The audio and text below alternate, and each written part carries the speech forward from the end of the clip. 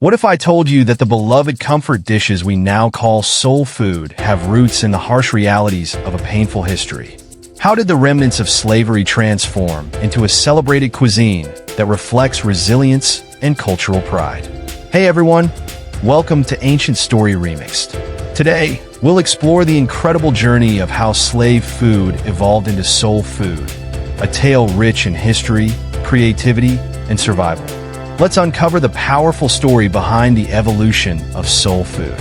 Long before the term soul food came into existence, there were the diverse culinary traditions of West and Central Africa. These regions boasted an abundance of ingredients and cooking techniques that laid the foundation for what we now recognize as soul food staples. Ingredients like yams, okra, black-eyed peas, and rice were central to many African diets. Cooking methods such as one-pot meals, stewing, and the use of palm oil and various spices were widespread. When millions of Africans were forcibly brought to America during the Atlantic slave trade, they carried more than just their physical selves. They also brought their cultural knowledge, including their culinary expertise. Despite the horrors of slavery, these individuals found ways to preserve their food traditions, adapting them to their new environment and the scarce resources available in America. This adaptation ensured the preservation of their culinary heritage. Life on plantations was characterized by severe restrictions on food. Plantation owners provided only the bare minimum for survival, usually cornmeal, salted fish, and small portions of vegetables. Frederick Douglass, in his autobiography, described the paltry rations given to enslaved people: 8 pounds of pork, or an equivalent in fish, and 1 bushel of cornmeal per month. These rations barely sustained the adults, leaving them to find additional food wherever they could. Enslaved people scavenged wild plants, hunted small animals, and fished when possible. Some were even allowed small garden plots where they could grow vegetables.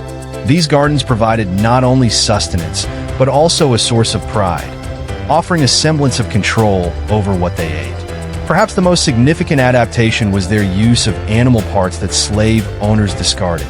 Intestines became chitlins, and pig feet, ears, and tails were turned into flavorful dishes. Even weeds like dandelion greens and pokeweed were incorporated into the diet. This resourcefulness eventually became the cornerstone of many soul food staples. Cooking chitlins, for instance, required extensive cleaning and preparation to make them edible. But the enslaved flavored them with herbs and spices, transforming them into a savory dish that remains a soul food staple today, especially in the southern United States. Ham hocks, the lower part of a pig's leg, were tough and fatty with little meat, so they were often discarded by slaveholders.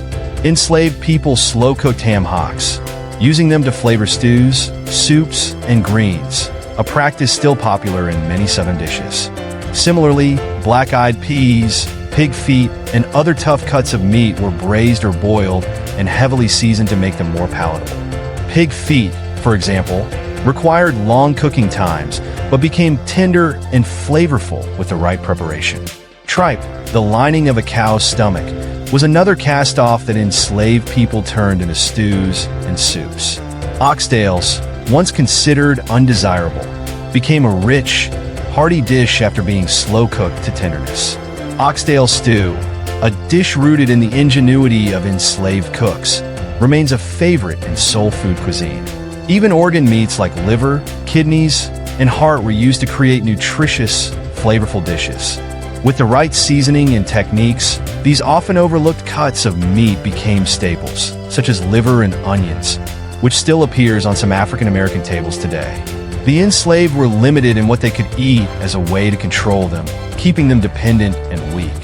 Yet, their creativity in making nourishing meals from scraps became a symbol of their resilience, turning resourcefulness into a defining trait of soul food.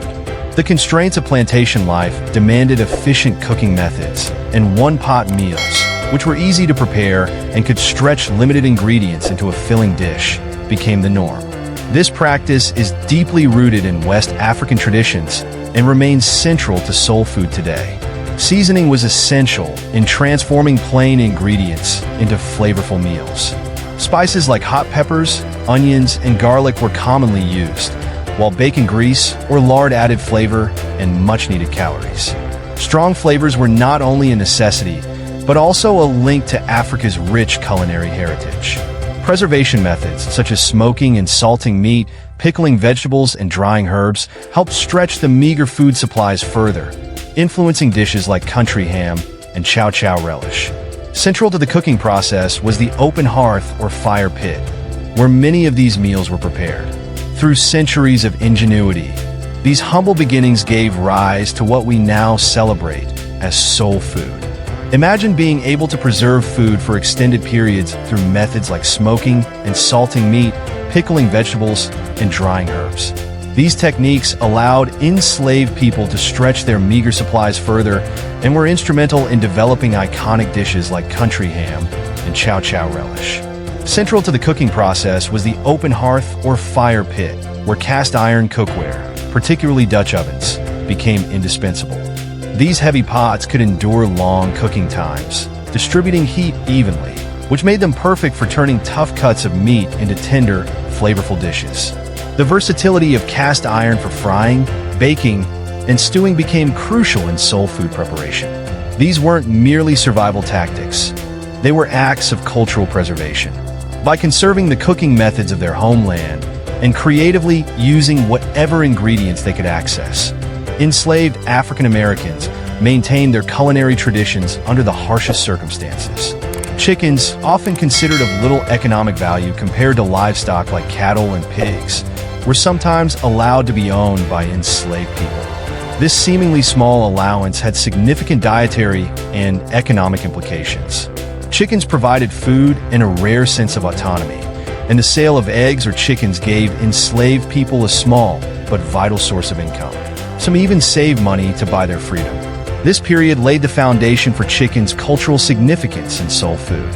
Fried chicken, which evolved into a dish often reserved for special occasions like Sunday dinners or church gatherings, became a symbol of resourcefulness and culinary mastery. It remains a celebratory dish in soul food cuisine today. As slavery neared its end, the cooking techniques and flavor profiles developed by enslaved African Americans began to spread beyond the South. Following the Civil War, many formerly enslaved people continued working as cooks during Reconstruction, introducing their culinary traditions to new audiences. The Great Migration of the 20th century saw millions of African Americans move from the rural South to urban areas in the North and West, taking their food traditions with them. They opened restaurants and food establishments that served familiar Southern dishes to new, diverse communities. The term soul food didn't emerge until the 1960s during the Black Power movement. It was a way to reclaim and celebrate a cuisine born out of struggle, transforming it into a source of cultural pride. Soul food now represented more than just nourishment. It became a link to history, a symbol of resilience, and a declaration of African American identity. Many soul food classics trace their roots directly to antebellum Southern kitchens. Cornbread, for instance, evolved from the simple ash cakes made by enslaved people, who often cooked them on hot stones or in the ashes of a fire. Today's golden, crispy-edged cornbread connects us to those humble beginnings. Greens, such as collards, mustard, and turnips, were essential to the slave diet because they were easy to grow and packed with nutrients. They provided vital vitamins and minerals that were often missing from the inadequate rations. Cooking greens with pork for flavoring became a common practice, a tradition that remains a hallmark of soul food. Dishes like Hoppin' John, a mix of black-eyed peas and rice, originated from African enslaved cuisine.